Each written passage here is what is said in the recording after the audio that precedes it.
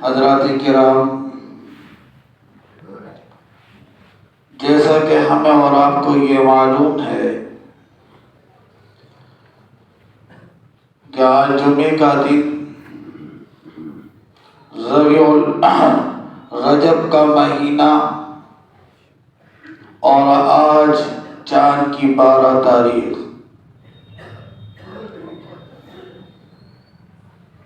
ایک یہودی نے جناب احمد مجتبی محمد مصطفیٰ صلی اللہ علیہ وسلم سے سوال کیا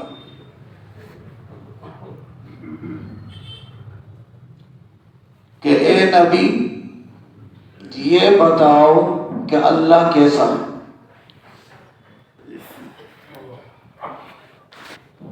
تو حضرت جبرائیل علیہ السلام اللہ کے پاس سے یہ سورت جو آپ کے سامنے پڑھی، جسے سورہ اخلاص کہتے ہیں، یہ لے کر آئے۔ کہا اے محبوب، آپ بتا دیجئے اور اس تک یہ پیغام پہنچا دو کہ قل هو اللہ احد، اللہ ایک ہے، اللہ الصمد، اللہ بے نیاز ہے، لم یلد ولم یولد، نہ اس نے کسی کو جنا اور نہ وہ کسی سے جنا گیا،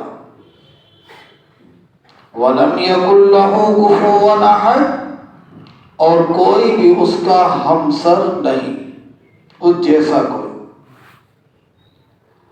اللہ کا نہ ماں باپ، نہ بہن بھائی، نہ کوئی خاندان۔ ان اللہ علی کل شیء قدیر، مگر پروردگار عالم وہ ہر چیز پر قادر ہے اور ہر چیز پر قدرت رکھنے والا۔ کچھ باتوں پر اللہ اور اللہ کے رسول پر انگلیاں اٹھائی جاتی ہیں، اور خدا جو اپنی قدرت کی نشانیاں دکھایا کرتا ہے، اس پر اعتراض کرنے والے اعتراض کرتے ہیں کہ یہ کیسے ہو سکتا ہے۔ جیسے معراج کے واقعے کے تعلق سے آپ کو بتایا گیا تھا، اور ابھی تھوڑی اور روشنی ڈالی جائے گی، تو اللہ تبارک و تعالی جب بن ماں باپ کے ہو سکتا ہے، تو وہ کیا بغیر ماں کے اولاد پیدا نہیں کر سکتا؟ وہ یقیناً کر سکتا۔ اس کی مثال حضرت آدم علیہ السلام، کوئی ان کا نہیں، نہ ماں نہ باپ، اللہ تبارک و تعالی نے اپنی قدرت سے ان کو پیدا کیا، پتلا بنایا گیا، اس کے اندر روح ڈالی گئی، اس کے اندر بولنے کی صلاحیت پیدا ہو گئی۔ پھر اللہ تبارک و تعالی نے حضرت عیسیٰ علیہ السلام کو بغیر باپ کے پیدا کیا۔ حضرت عیسیٰ علیہ السلام کی ماں ہے مگر ان کے باپ نہیں ہے۔ یہ اللہ کی قدرت ہے، جس کو چاہتا ہے جیسے چاہتا ہے ویسے کر دیتا ہے، مگر بندے کی عقل جو ہے وہ اتنی آگے نہ بڑھے کہ یہ نہیں ہو سکتا، وہ نہیں ہو سکتا، ایسا کیسا ہو سکتا ہے، تو اس کے اندر جانے کی زیادہ ضرورت نہیں۔ ہر چیز اس کی محتاج ہے، وہ کسی کا محتاج نہیں۔ اگر یہ آج ہم اور آپ سانس لے رہے ہیں تو اس میں ہمارا کوئی کمال نہیں ہے، یہ تو اللہ کی شان اور قدرت ہے، اس کا حکم ہے تو ہم سانس لے رہے ہیں، اور اگر اس کا حکم نہیں ہوگا تو ہماری سانس رک جائے۔ تو پچھلے جمعے کو پہلے آسمان کا سفر طے کیا جناب احمد مجتبی محمد مصطفیٰ صلی اللہ علیہ وسلم نے. پھر فرماتے ہیں کہ حضرت جبرائیل علیہ السلام ہمیں دوسرے آسمان کی طرف لے کر چلے. جب ہم وہاں پہنچے تو حضرت جبرائیل علیہ السلام نے دوسرے آسمان کا دروازہ کھلوایا. دروازہ کھولا گیا، پوچھا گیا کون؟ فرمایا گیا جبرائیل. کہاں اکیلے ہو یا ساتھ میں کوئی اور بھی ہے؟ فرمایا جناب احمد مجتبی محمد مصطفیٰ صلی اللہ علیہ وسلم ہے کہ یہ بلائے گئے ہیں. جواب آیا کہ ہاں ان کو بلایا گیا ہے.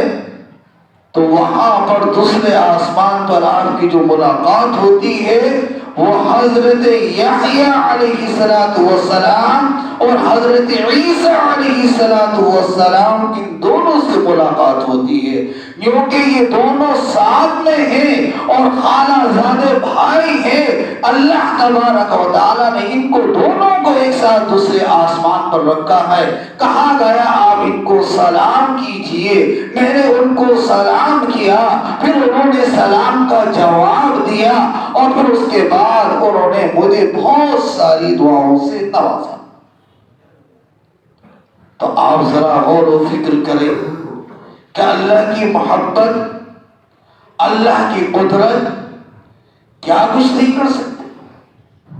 پھر اس کے بعد جب ان سے ملاقات مکمل ہو گئی تو پھر تیسرے آسمان کی طرف پھر وہی سوال، پھر وہی جواب، پھر سلام، پھر کلام، پھر اس کے بعد دعاؤں کا سلسلہ.